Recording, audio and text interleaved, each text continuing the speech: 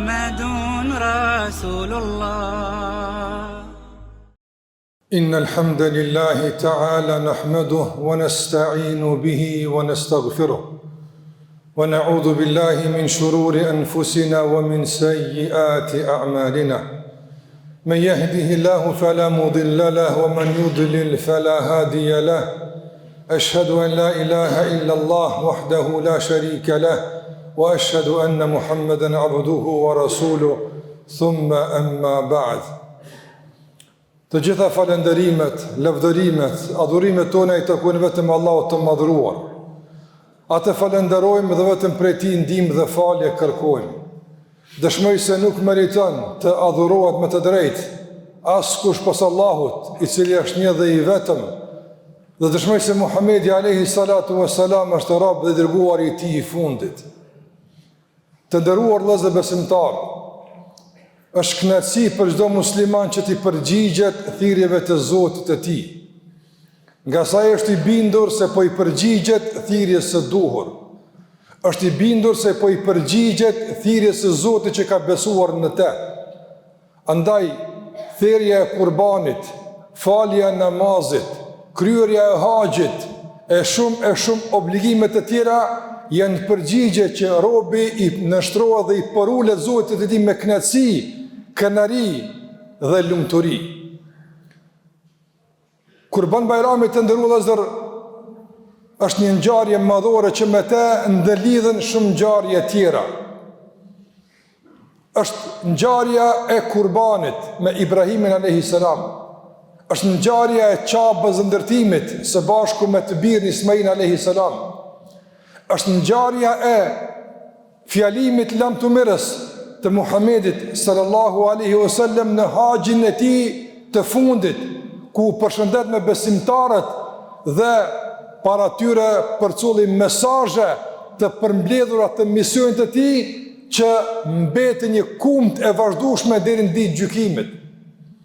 Por me këtë fest ndëlihet edhe një begati dhe mirësi e madhe që Allahu xhallahu ala nderoj besimtarët e drejtë, pasuesit e fjalës së Allahut dhe pasuesit e Muhamedit alayhi salatu wassalam. Andaj dëshoj që të ndaj së bashku me juve në këtë hutbë të këtij Kurban Bajrami një përgëzim të madh që Zoti e përmendi pikërisht të ndëlidhur me këtë ngjarje. Të nderuar vëllezër besimtar, Allahu ka dërguar pejgamber në vazhdimsi, ka zbrit libra dhe këta pejgamber kanë ftuar njerëz që t'i kthejnë rrugës së Zotit. Këta pejgamber kanë luftuar dukuritë negative. Këta pejgamber kanë luftuar çdo element që për shkak të prezencës së tij njerëz janë përça, njerëz kanë luftuar, kanë derë gjak. Kanë ardhur pejgambert me ndal gjakderdhjen, kanë ardhur pejgambert me organizu familjen, kanë ardhur pejgambert me zbatu drejtsinë e Allahut në mesin e njerëzve.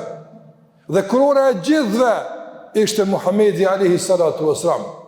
Por është një përgëzim që vetëm Muhamedi alayhi salam e ka dëgjuar dhe neve ne e ka kumtuar, nuk e patën fatin të tjerët, as pejgamberë, as pasues të tyre. Është dëshmia e Allahu xhalla xhalaluhu në fund të zbritjes përmes një ajeti që është me të vërtetë për neve frymëzim, inkurajim, është kënaqësi dhe është lumturi. Është kënaqësi e vërtetë me dëgju këtë fjalë të Allahu xhallahu ala. A thua vallë çka thot Zoti i mënduar? Në ajetin e 3 të kapitulit El-Maide, Allahu xhallahu ala tha: "El-yawma akmaltu lakum dinakum wa atmamtu alaykum ni'mati wa raditu lakum al-islam dina." Pas vite shpallje, mësime udhëzime, përplasje refuzime, dominoi dhe triumfoi udhëzimi Allahu xhallahu ala dhe Mekja ju kthye monoteizmit, ju kthye besimtarve, ju kthye Muhamedit sallallahu alaihi wasallam. Në haxhin e Mtumirës Allahu po i azbret të dërguar këtë ajet ku Allahu tha: "El-yawma akmaltu lakum dinakum." Sot e plotësova për juve fen e juaj. Këtë fe madhështore, këtë fe kaq të bukur, këtë fe të Zotit, Allahu xhallahu ala po e thot se është feja e juaj. Unë e zbrita, dërgova pejgamber, është në emanetin e juaj të ruani këtë fe, duke mësuar, duke zbatuar, duke ligjëruar për mësimet e kësaj feje dhe duke përdorur për jetën e juaj të përditshme. Andaj besimtarë të nderuar, ardhja në këtë xhami, festimi i Bajramit, thirrja e kurbanit, namazi i Bajramit e shumë të tjera janë tregues se besimtarët e këtyre trojeve dhe besimtarët e tërë botës po vazhdojnë me rujt fenë e Zotit sipas asaj që i ka mësuar Muhamedi alayhi salatu wassalam. Dhe kjo tregon se besimtarët e drejtë vazhdojnë në rrugën e Zotit te bareke teala, që të vazhdojnë me këtë traditë, që të vazhdojnë me këtë përkushtim, me këtë besnikëri si duhet, që t'ja bartim edhe gjeneratëve të tjera udhëzimin e Allahut dhe përkushtimin për të ndjek rrugën e Muhamedit sallallahu alaihi wasallam. Është feja e juaj, nga se është në dobinë e juaj dhe ka ardhur për juve, e Zotit nuk i duhet feja. Wa atmamtu alaykum ni'mati. Dhe Allahu thot, dhe e përmbusha ndaj jush begatin time për juve. Shiko, u përmbush feja. Jemi të lumtur. Krejt që ka na duhet për të besuar, krejt që ka na duhet për adhurim, krejt që ka na duhet për jetën, është përmbledh në faqet e Kur'anit, është përmbledh në udhëzimet e Muhamedit, në sunetin e tij. Dhe këtë Allah e quajti begati, po të ndërrozër, të besosh drejt në Allahun xhallahu ala, në besim të pastër nga njollat, besim i pastër nga bestytnit, besim i pastër nga ndërhyrja e duarve njerëzore, besim i pastër nga gjithçka që bie ndesh me natyrën e njeriu dhe besimin e drejtë, është begati. Është begati e madhe që të besosh e të jesh në rrugën e duhur. E të shikosh të tjerët si vuaj në besimet e çoroditura, e të lejthitura e devijuara.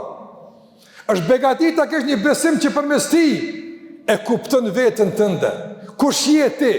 Prej nga ke ardhur? Ku do të shkosh?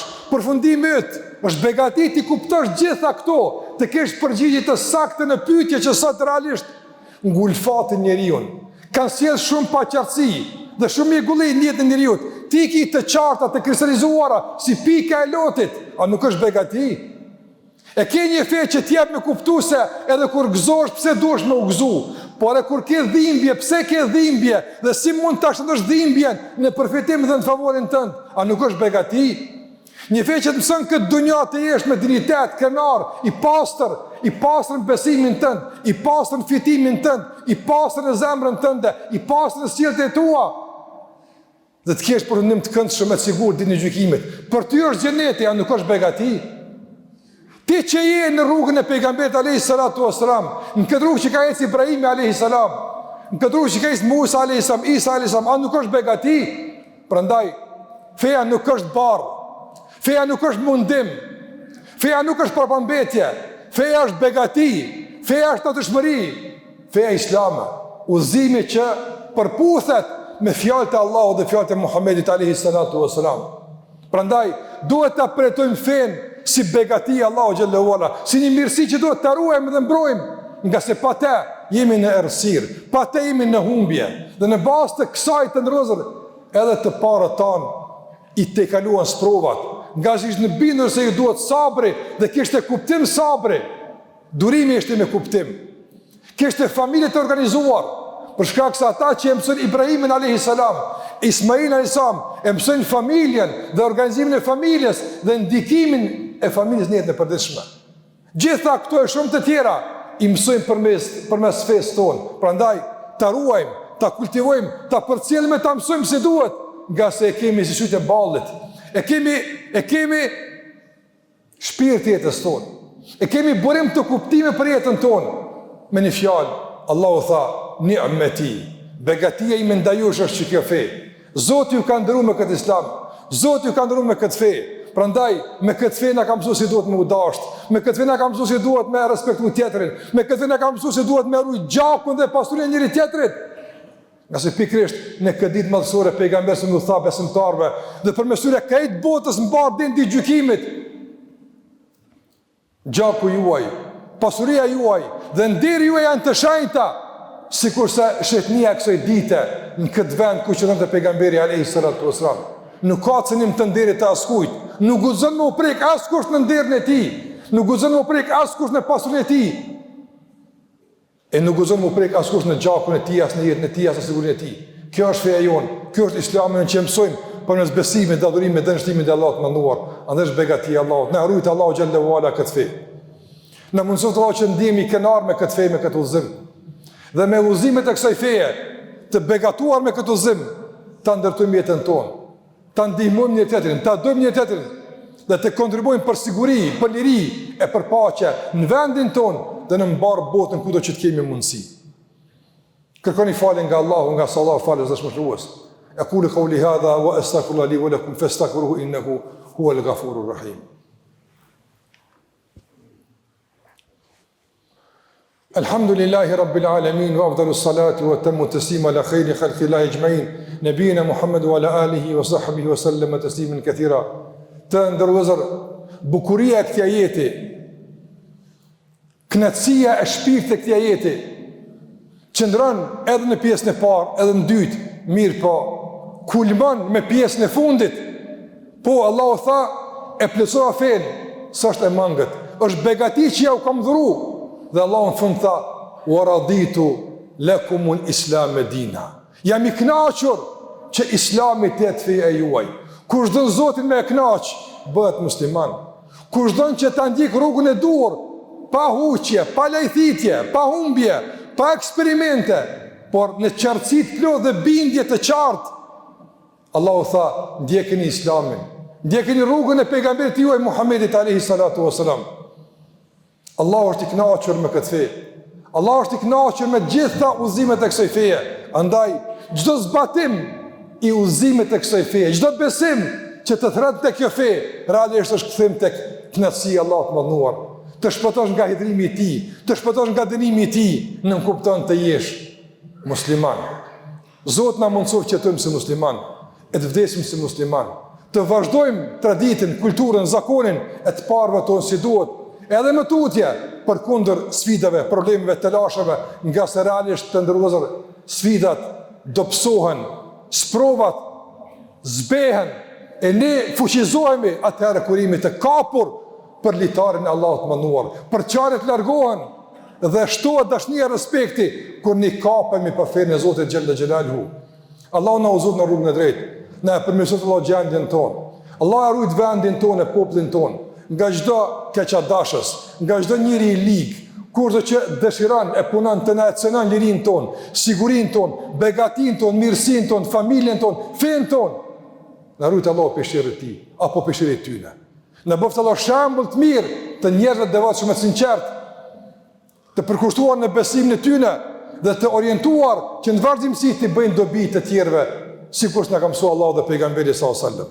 Në fund të ndërrozë besimtar, më lejoni që t'ju uroj për festën e Kurban Bayramit. E gëzofshi për shumë vite, e gëzofshi në ngrohtësi familjare, e gëzofshi në rahati e në qetësi e në paqe, jo e gjithë besimtarët e botës kudo që t'janë. Allah na mundsoj që të presim Bayram atjerë në situata edhe më të mira, në lajme edhe më të këndshme edhe më të gëzueshme për besimtarët dhe në mirëqenie edhe më të mirë se që patëm rastin për këtë Kurban Bayram. Të jemi gjithmonë falëndrues ndaj Allahut dhe mirënjohës për çdo begati, por të vazhdojmë tutje nga se rrugtimi jonë ende nuk ka përfunduar. Kemi çfarë të bëjmë ende tutje, prandaj të përmirësojmë gjithmonë atë që mund ta përmirësojmë sa të jemi gjallë këtë dunjë, e të vazhdojmë pastaj gjeneratat e tjera për ta ndërtuar këtë vend e për ta bërë sa më të mirë, sa më të këndshëm dhe sa më të jetueshëm. Edhe një herë për hajr Kurban Bayrami.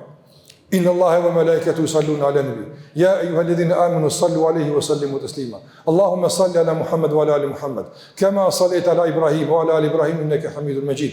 Allahumma barik 'ala Muhammad wa 'ala ali Muhammad kama barakta 'ala Ibrahim wa 'ala ali Ibrahim innaka Hamidum Majid. Ibadallah, inna Allaha ya'muru bil 'adli wal ihsani wa ita'i dhil qurba wa yanha 'anil fahsha'i wal munkari wal baghi ya'idhukum la'allakum tadhakkarun. إله إلا الله لا إله إلا الله لا إله إلا الله محمد رسول الله